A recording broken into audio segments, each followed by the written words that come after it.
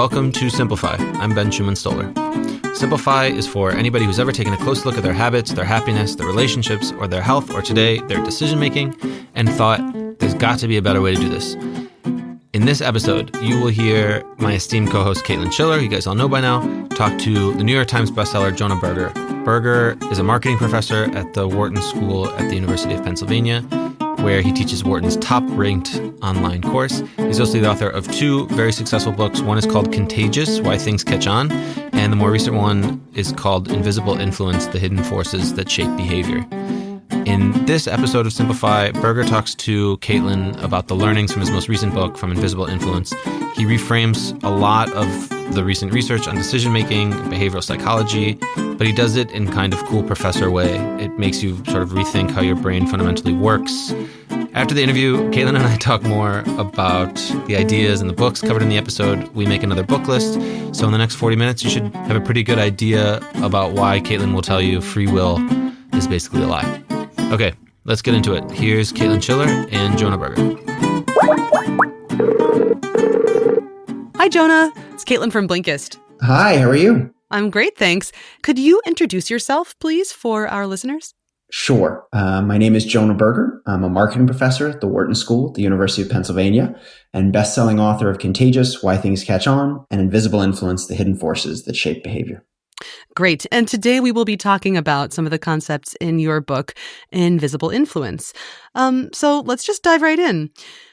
I was reading the book earlier, and one of the studies that you mentioned very early on is the one in which researchers discovered that just seeing someone more frequently made people like them more. Familiarity leads to liking. This kind of boggled my mind, and it made me wonder, is liking by exposure, is that real? Or is it something we should be critical about, knowing that the more we see someone, we just like them more? Do we truly like them? Yeah, I mean, this is an amazing study, and research has confirmed this in a variety of different domains of life. So the particular study we're talking about, just in case it's useful to mention. So imagine you're in a class, an undergraduate class in college, and at the end of the semester, the professor asks you to help with a quick study. He shows you a few pictures of people that look like they could have been in your class all semester, and asks you to rate how attractive you find them and how much you like them. And indeed, consistent with what you're suggesting, right, we think that how much we like people or how attractive we find them is based on our preferences, our likes and our dislikes.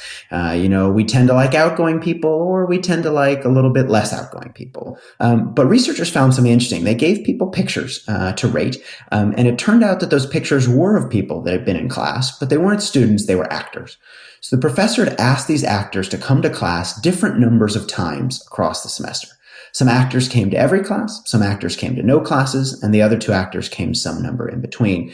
And what they were interested in is whether the more you see someone, the more you like them. Merely having been exposed to that person more would make people like them more. And if you think about this makes no sense, right? I mean, you'd say, oh, well, our preferences, our likes, it's all about us, right? It's all about, gentlemen prefer blondes or women like men that are tall, dark, and handsome. We all have our own preferences. If that was the case, there should be no difference based on how often people showed up to class. But there was a huge and significant difference. The people that showed up to class more often were seen as more attractive and liked more. And it's not just in this context. In dozens of other studies, from the more frequently you hear jingles on the radio, the more you hear ads, the more you hear songs even, the more we hear something or the more we see something, the more we like it. And indeed, this has roots in a very evolutionary place. If you think about children, for example, when they're learning about the world around them, imagine every time you saw something, you had to figure out whether it was a friend or a foe, whether it was someone that was good and would help you or something dangerous and that you should run away from. Life would be really complicated. And so we've adapted this mechanism where if we've seen something a bunch of times and it hasn't hurt us, it hasn't been a negative thing, well, then we like it a little bit more. The mere fact we've seen it more or heard it more and it hasn't been bad, the more we like it. Wow. Okay, so then this applies to people, certainly, because you just gave those examples. And this also explains why I liked Wrecking Ball after I heard it for the 15th time, but not after the first. But does this also apply to things like, I don't know, like certain name brands? If I see posters for them around more, will that just automatically give me a greater affinity for it? Certainly. And this is one reason that advertisers use repeated exposure. You may be sitting there going, God, I've seen this ad 10 times. Why do they keep showing it to me? I've already seen it. But one thing they're trying to do is make sure you see it enough times, right? The first time you hear about a product or service, maybe you're not so sure about it. But the second or third or the fourth, merely having heard about it more times, it feels more familiar, and so you like it more. And so companies often make sure that you hear their jingle often enough, or you see their brand name often enough, because that familiarity can lead to liking. That makes a lot of sense. All right. But isn't it also true that people get bored? Don't we get bored of seeing the same thing over and over? Does that ever make people like things less? That's exactly right. And as with many things, there's certainly a point at which there are diminishing returns. So hearing a song 10 times, for example, more than 5 times, sure enough, makes you like it. And we often find ourselves hating a song initially, but then tapping our feet to it a couple weeks later. But if we hear that song 1,000 times or 1,000,000 times, particularly played back to back to back, it would get really tiring. And so part of this is not just the number of times, but how complex that stimulus is and how much time it is in between the fact that we see that stimulus. So think about a spouse or a partner, for example. We don't eventually get tired of looking at them. We don't hate them after we've seen them, the 1,000th or the 10,000th time. And part of that is because they're not a simple stimulus. They're a complex stimulus. They're different every time we see them. And we're not just looking at them, we're talking to them, and there are breaks in between when we see them. We go back to work and then we come back home and see them again. So sure enough, if I played you the same ad jingle back to back 1,000 times, you would hate it and you would beg me to turn it off. But usually more exposures doesn't hurt until we get really high numbers and unless the stimulus is overly simple. Okay. Do we know what the tipping point is, or does it differ for every single thing that we talk about? It really depends, right? So if I showed you a blue square, you'd get tired of it pretty quickly. Whereas if you listen to a song, each time you hear that song, you'd hear something new. And so there's no magic number of times that it turns around. But one thing I talk a lot about in the book is this tension, as you're sort of getting at, between familiarity and novelty, right? There is certainly this tension where, if something's brand new, it can be a little scary. Once we've seen it a few times, it becomes more familiar. But eventually something can get boring. And so really there's this sort of optimal distinctiveness or this optimal level of similarity and difference where something is new enough to be novel, but familiar enough to be evoke that warm glow of similarity. This week on Simplify, we want to give a shout out to a podcast we've been following for years now. It's David McRaney's podcast, You Are Not So Smart. And the central theme of You Are Not So Smart is that you are unaware of how unaware you are. It's about sort of how the brain works. And, if you're into behavioral psychology, behavioral economics, or learning about the new psychology studies and that stuff, you need to check out David McRaney's podcast. You will definitely thank us later. So check it out and tell him we say hi. It says in your book that 99.9% of all decisions are shaped by others, but people really, really resist the idea that others influence their decisions so heavily. Can you talk a little bit about why that is? When we hear the word influence, we almost think of it as a dirty word, like a 4-letter word. Like, no, of course I'm not influenced. Why would I want to be influenced? Influence is a bad thing. We want to think that we influence others. No, none of us want to think that we're influenced by others. Because there's this notion that being affected by others is somehow bad, that choices should come within us, that we should make our own decisions, and so being shaped by others is a bad thing. But what's interesting about that is, sure, there are certainly cases where being influenced by others is bad, but there's also lots of cases where being influenced by others is a really good, valuable, helpful thing. Imagine, for example, if you couldn't make a decision without asking someone else. If you had to pick a restaurant without ever looking online to look at restaurant reviews, or you had to pick a vacation without reading TripAdvisor to see what other people thought. Decisions would be a lot more complicated and a lot more time consuming. Life would be a lot more difficult. And so there are many cases where being influenced is actually a good thing. And further, being influenced doesn't just mean going along. Sometimes we think, well, hey, those people are doing X, I do the opposite, so I'm not influenced by them. But the mere fact of doing the opposite, that is being influenced. You're reacting against what they're doing and you're doing the opposite thing. And so there are many flavors of influence. Sometimes it attracts, it leads us to do the same things, to imitate others, but sometimes it repels and leads us to do the exact opposite. If you're out to dinner, for example, and your friend orders a certain entree, you avoid ordering that entree because you want to be different from them. That desire to be different, well, you're still being influenced. You're being pushed in the opposite direction. And so there are many flavors of influence, and it's often not a bad thing. It can be quite helpful. Okay, you mentioned restaurant reviews. When I was reading the book, I kept thinking about Amazon.com and its product reviews. I once dated a guy who was obsessive about reading reviews. He was also an obsessive Amazon shopper. He'd read these reviews and select super carefully, but often he'd just end up buying the product with the most stars and getting it primed to the house. So how can the inertia of 5-star buying be broken? And would we even want to do that, given all you just said about influence making things easier for us? Maybe the wisdom of the crowd is already pretty wise?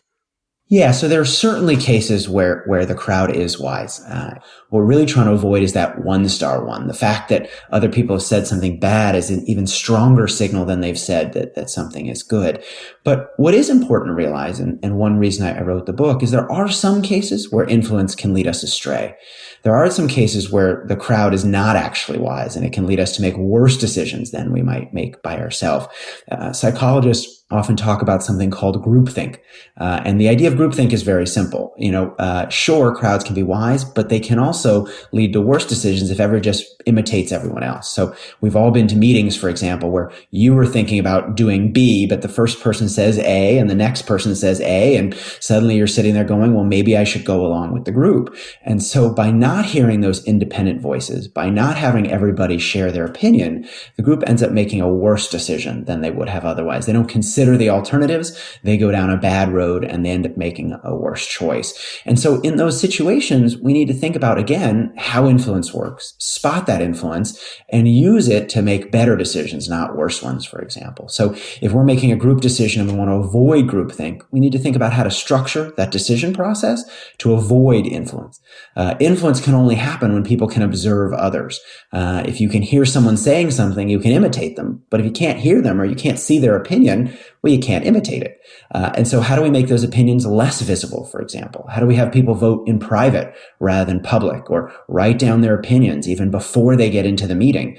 That'll make sure that they're less likely to budge from those initial opinions and each of those independent voices get heard.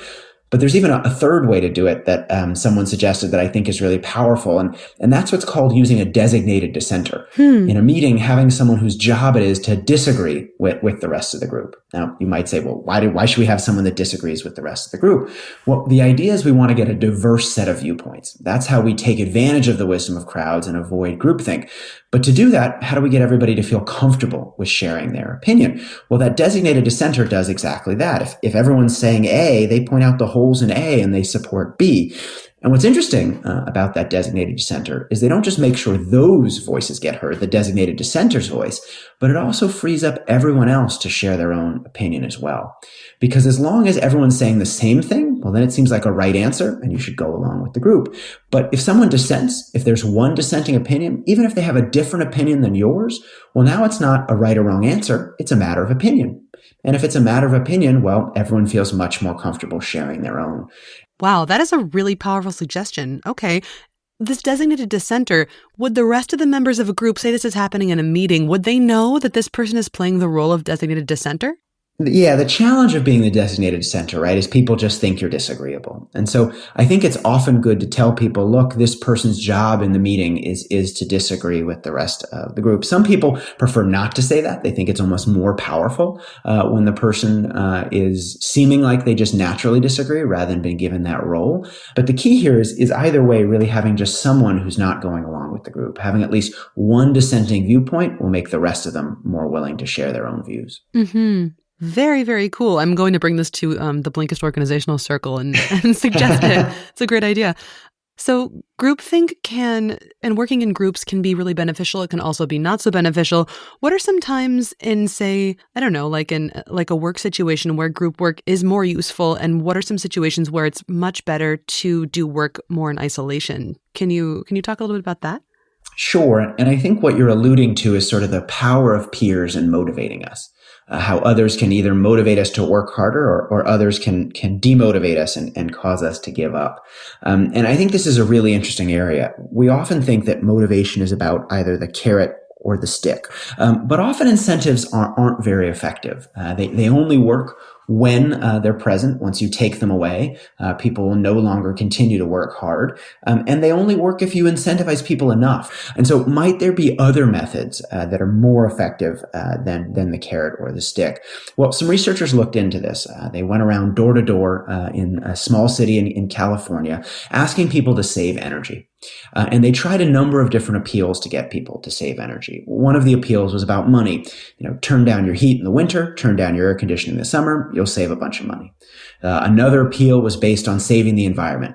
And a third set of people they talked to about being good citizens. Saving energy will help you be a good citizen. Everyone wants to be a good citizen. So turn down your heat and turn down your air conditioning. And what they found was somewhat surprising. None of the three appeals worked. But good news, there was a fourth appeal that was effective. And that was very simply that the researchers said, hey, your neighbors are using less energy. So you should think about using less energy as well. Turn down your heat and your air conditioning. And indeed, people did. Merely hearing that their neighbors were using less energy was enough to motivate people to save more energy themselves. The mere fact their neighbors were doing it led them to do the same thing. Feeling like someone else is doing better than you gets those competitive juices going and makes people work harder. And that's really the power of peers. Peers can be a powerful motivating force. Are peers always effective, or might sometimes they be less effective? And we actually looked at this in a study a few years ago, looking at professional basketball teams. We looked at tens of thousands of professional basketball games to see the score at halftime and the score at the end of the game. And our question was really simple. We wondered, okay, the score at halftime is like a social comparison. People see how they're doing relative to others. So we crunched all the numbers and we found something interesting. On average, being ahead is a good thing, except in just one place. Teams that were behind by just a single point were actually more likely to win. Teams that were behind by just a little bit, it motivated them to work harder and fired them up to take action. And so it turns out that the size of the discrepancy is really important. Being behind by just a little bit is good. It's motivating. But being behind by a lot is not so good. It can be demotivating. Feeling like you're so far behind doesn't make you feel like you can catch up. It makes you feel like you'll never be able to catch up. And so people give up. And so the real take home for this, for organizations, is think about comparisons, think about the power of peers, but make sure to use the right comparisons. When in the workplace, for example, too often we do a winner take all. The best salesperson wins an award, or, employee of the month, which is great for people that are close, that feel like they're almost there, about to win the award. But it's terrible for the rest of the organization. Everybody else who feels like they're really far behind, they're not going to get motivated and work harder. They're going to get demotivated and give up. And so as we think about the power of peers, we need to use proximal peers, other people that are just a little bit ahead of us. They're much more motivating, and they'll lead us to do better as a result. I'm really surprised about that energy study. I wonder how they framed the research of this, I wonder how they framed the save the environment argument, because I would think that guilt there would be very, very strong, maybe as strong as competition. Yeah, we think that guilt is motivating, just like we think that money is motivating. And indeed, in the moment, it is. Right? In the moment, the fact that, you feel guilty or you feel like you should save the environment, that might be enough. But the question is not just in the moment. The question is, will it be enough throughout that month to remind people to be motivated to take that action? And the key there is something I think we talked about the last time we spoke, which is really, will people be triggered to think about it? Not just do they like that message or they agree with the message, but will they think about it near where that behavior is taking place? And we talked about that idea of triggers, which I talk a lot about in my last book, Contagious. For motivation to change behavior, we really need to be reminded. And I think that's when peers can be so helpful. You pull out of your driveway, you're going to work, you see your neighbors' houses, you're reminded of the fact that they're using less energy, and that encourages you to do it as well. Hey, we are almost done with this first really cool season of Simplify. We want to say thank you to all the people who helped us out. You hear me always saying thank you to Caitlin, Nika, and Odie, but we want to say thank you to other people also. Lots of them. Thank you to Emily, Lynn, Sarah, Holger, Nicholas, Jessica, Sandra, Jack, Temi, Natalia, Dinesh, Anatoly, Sarmishta, all of our amazing guests. Right. Helena, Caleb, Teresa, Ben J, Ben H, Ben 1, Ben 2, Ben 3. Every single Ben helped us. Every Ben that lives in Europe has helped us. Every Ben we ever came across wanted to be in on this. Carrie and everybody else. that we probably forgot. Hurrah! Thanks so That's much. it. And it's cool to see how many people it takes to make something really good. Yeah, there is no I in podcast. I was just making sure. I just had to spell it out real quick in my head. Okay. But thanks to all those people. And to you. Thanks to our listeners. Also you. Mm-hmm. Let's get back to the interview.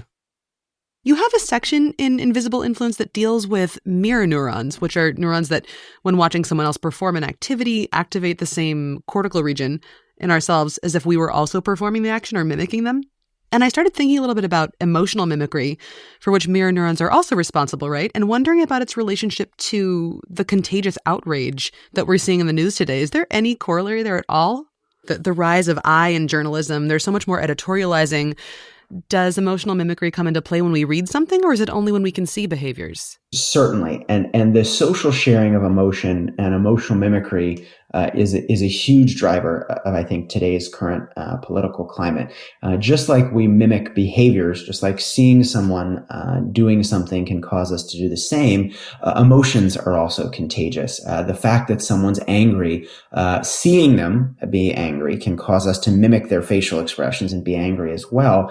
But even hearing an angry story or hearing an angry rant, reading that can evoke that same emotion in us. Lots of research shows that the bonding effect of the social sharing of emotion, if you're sad and you tell me about why you're sad, I get sad as well. And that bonds us together. That deepens our friendship, which is useful in some interpersonal context.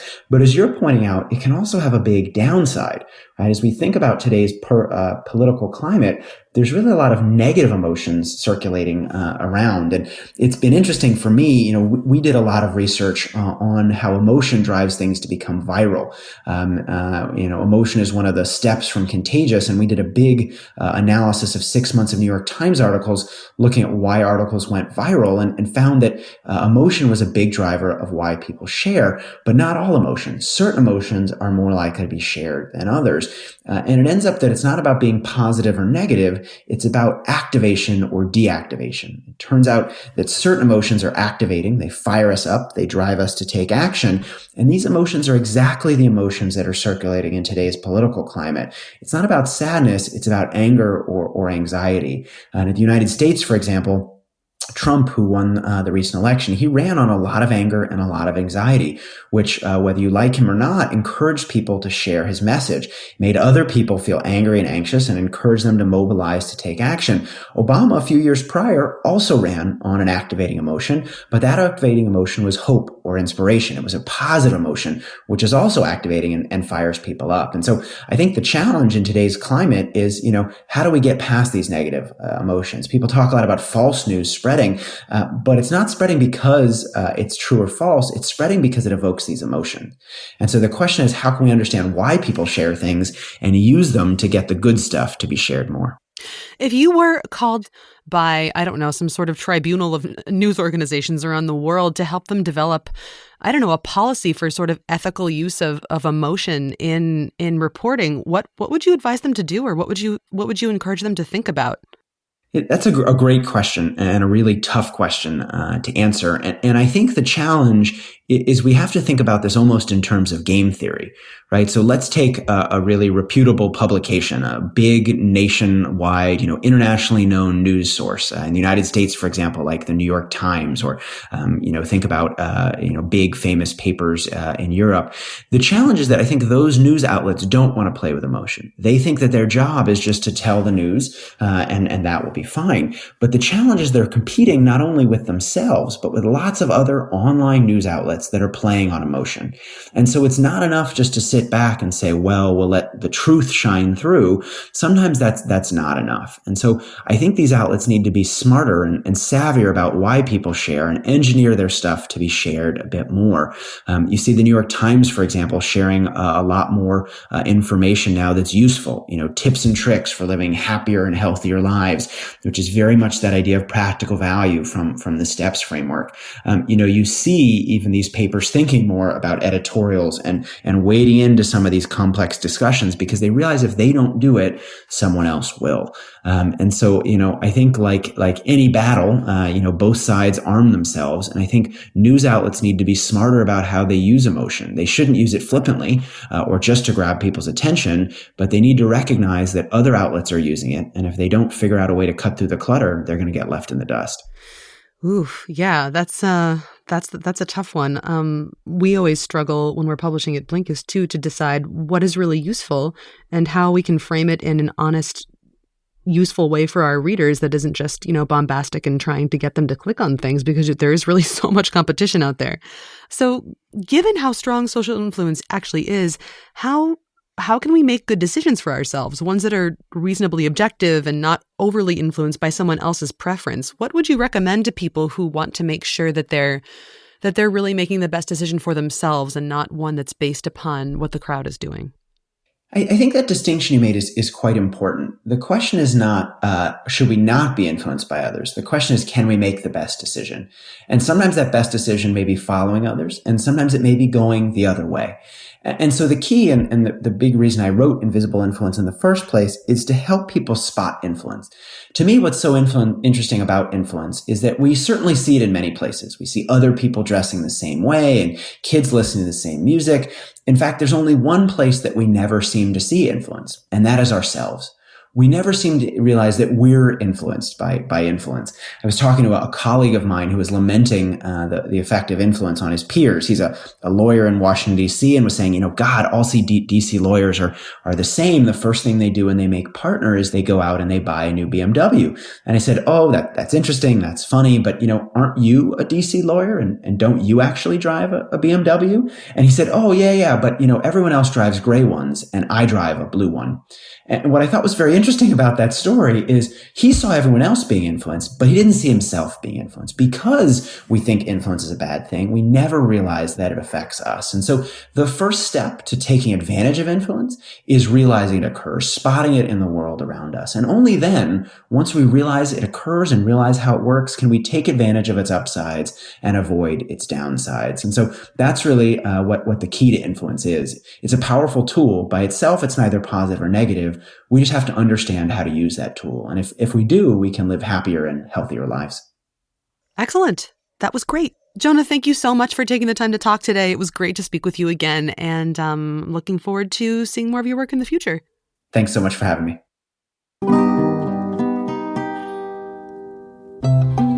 Welcome to the bookend, where we end with books.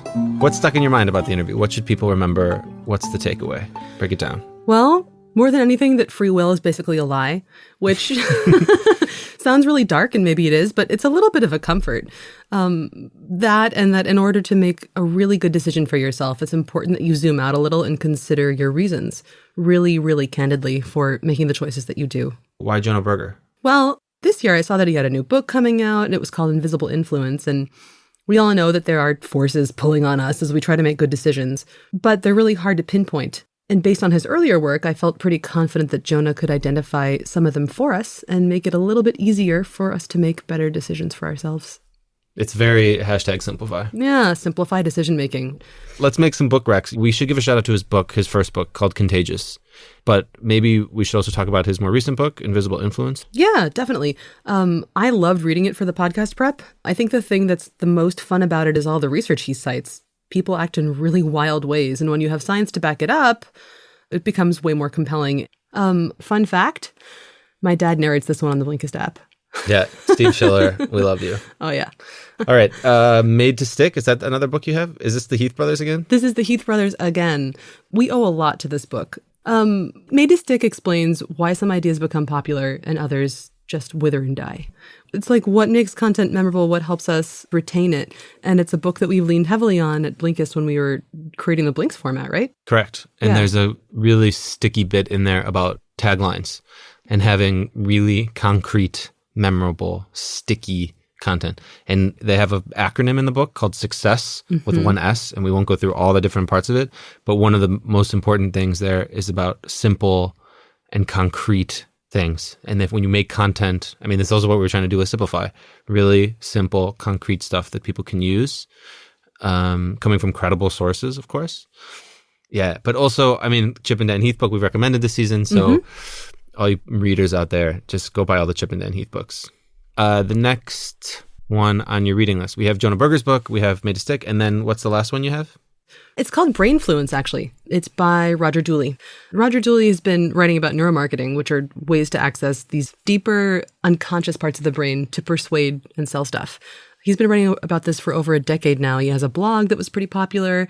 I really like this book because it has these ultra simple, wildly easy to apply ways to change your approach to really everything. Copywriting, photography and ads, how to write a sales pitch, and lots more based on what seems like otherwise really complex brain science. Cool.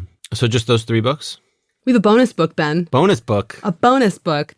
This is actually one that you were like, what about Cialdini? Oh, we Cialdini. Can't do this Yes. without Cialdini. Sorry, Influence. Yep. Everyone should read that book. That's a very important book. That book was so good that he didn't write another book for 30 years because he'd said... Didn't have to. Yeah. He was like, I don't know how to... I wouldn't want it to take away from how much people like the first book. Can't dilute it. Yeah. So, you know when you go into a shop and the sales clerk says, hi, what can I help you with? And then the next thing you know, you're back out on the street with a sack full of stuff and a much emptier bank account. Did you slip into a fugue state? Was it a rip in time? No, it was influence. And this book explains how that works. Right. Yeah. That was good. That was a good description. Okay, let's get into the outro.